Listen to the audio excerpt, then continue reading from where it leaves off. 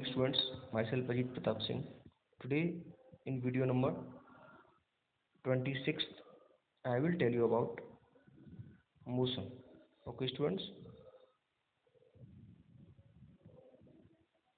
as you know students, motion is something in which the position of one object changes. Okay, to understand this, let us suppose you are standing on the roadside. You can see in this picture as well. There is a car, that is car 1, and it is moving on the road. After some time, you will see, or you can see, that car 1 is changing its position from position A to position B. Okay, so for you, the car is in motion. Which car is in motion? Car 1 is in motion.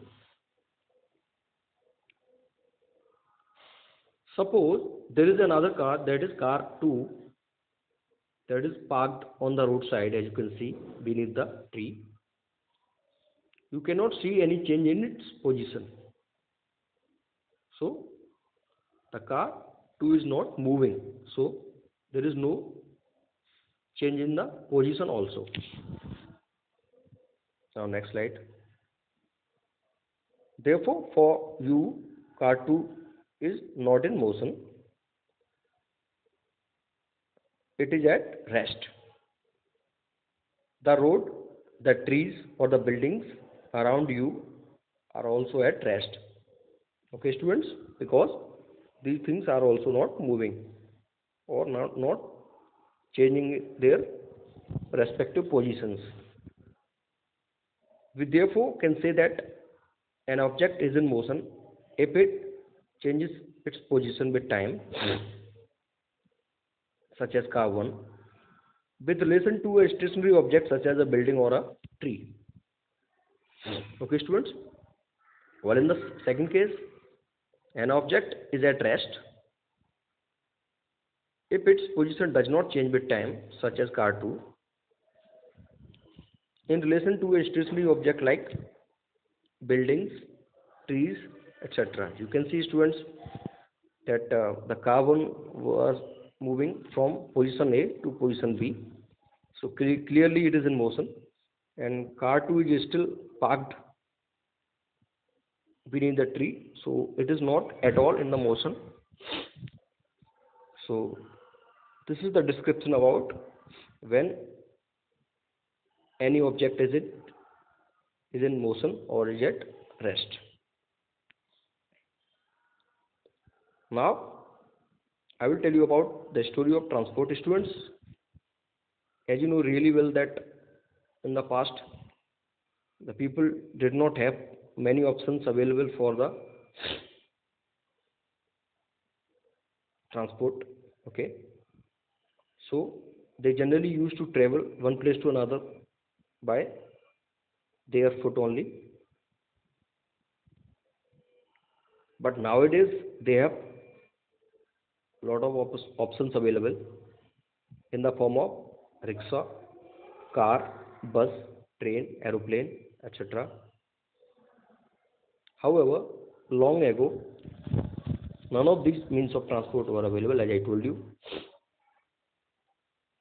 they used to move from one place to another with the help of their feet, and they also carried goods either themselves or with the help of animals. So they were taking the help of animals also. So the idea of making boats must occur when people saw logs of wood floating on the water. So as you know really well, the wooden materials generally floats on water. So the idea of making boats must have come from there only. They realized that boats could be a good means of transport on rivers because they can float on water very easily. The earliest boats were made by the hollowing out logs of wood. Later on, people learned to make better boats by putting together pieces of wood. So with the time, the people learned how to make the better boats. Okay. They also realized that a boat made in the shape of a fish could travel faster in water. So the idea of making a boat like fish must have come from there only. That, as you know, students, the fish is having a streamlined shape, and streamlined shape is a shape in which the body of an object is broader at the middle and narrow at the ends. The invention of the wheel also brought a great change in the history of transport. We can say great revolution also. The carts pulled by the animals such as horses provided a faster and more efficient means of transport.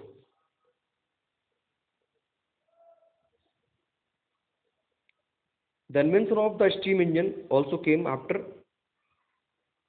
the revolution of wheel, and it came about 300 years ago.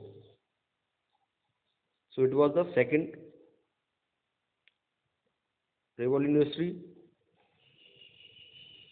change in the history of transport. Animal power was replaced by the engine power. The first train pulled by a steam engine was made in the beginning of the 19th century, about 200 years ago. Students, at about the same time, ships using steam engines were made. So same time the ships were also made with the help of steam engines. The first means of transport for people and goods now became possible. In time, the steam engine was replaced by more efficient engines that use petrol, diesel, and electricity. And nowadays, CNG vehicles are also available, and CNG is eco-friendly also, students. Okay. Automobiles, motorized boats, and ships, trains, and aeroplanes today are powered by such engines and can travel much faster as well.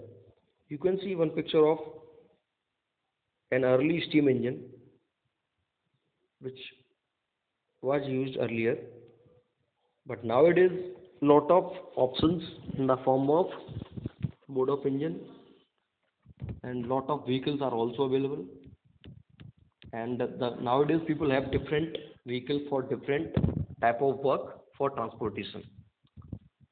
Like for carrying heavy load, they have trucks, and for going from one place to another, they have bikes, they have cars, and they have cars at different costs as well. Apart from this, they are having commercial vehicles also of different qualities. Okay, students.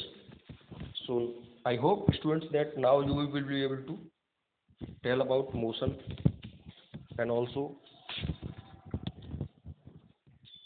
about the history of transport very easily. Thank you for watching this video.